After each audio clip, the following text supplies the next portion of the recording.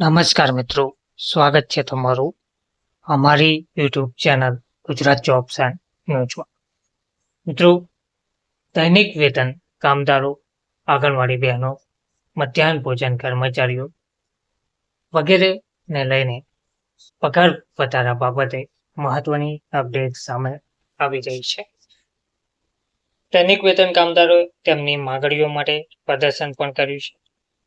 સોમવારના રોજ દૈનિક વેતન મેળવનારા સંઘર્ષ સમિતિના બેનર હેઠળ આશા વર્કરો, મધ્યાહન ભોજન રસોઈયાઓ અને અન્ય કામચલાઉ કર્મચારીઓએ તેમની માગણીઓ અંગે ગાંધી પાર્કમાં સરકાર વિરુદ્ધ જોરદાર પ્રદર્શન કર્યું છે. તેમજ તેમણે સરકાર પાસે માંગ કરી હતી કે તેમની પડતર માગણીઓ શક્ય તેટલી વહેલી તકે પૂર્ણ કરવામાં આવે. આ પ્રદર્શન સમિતિના પ્રમુખ સનીકાંત ચિબના અધ્યક્ષસ્થાને યોજાયું હતું, જ્યારે મોટી સંખ્યામાં મહિલા કર્મચારીઓ તેમને જોવા માટે હાજર રહી હતી. આ પ્રસંગે પ્રમુખ સનીકાંતે જણાવ્યું હતું કે આશા વર્કરોથી લઈને મધ્યાહન ભોજન હેઠળ નિયુક્ત રસોઈયા અને અન્ય વિભાગોમાં કામચલાઉ કર્મચારીઓ તેમની માંગણીઓને લઈને લાંબા સમયથી આંદોલન ચાલુ રાખી રહ્યા છે, પરંતુ જમ્મુ કાશ્મીર સરકાર દ્વારા આ કામદારોની માંગણીઓને સતત અવગણવામાં આવી રહી છે.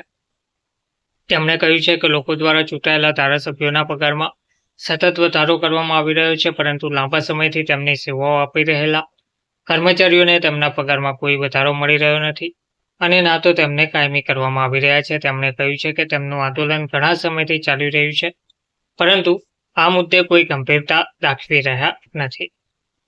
તો રાજ્ય સરકાર દ્વારા વર્તમાન જે સરકાર છે તે આ કામદારોની માંગણીઓ પૂર્ણ નહીં કરે તો આગામી દિવસોમાં દિલ્હી સુધી વિરોધ પ્રદર્શન કરવામાં આવશે તેવું જણાવવામાં આવ્યું છે. એક વિશાળ રેલી કાઢવામાં આવશે, જેના માટે વર્તમાન સરકાર જવાબદાર રહેશે.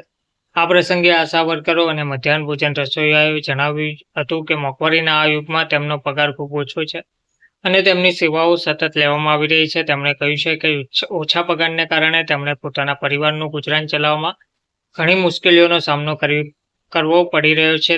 તેમજ તેમણે રાજ્ય સરકાર પાસે માંગ કરી હતી કે વિવિધ સરકારી વિભાગોમાં કામ કરતા કર્મચારીઓને વહેલી તકે કાયમી કરવામાં આવે અને તેમના પગારમાં વધારો કરવામાં આવે. ધન્યવાદ.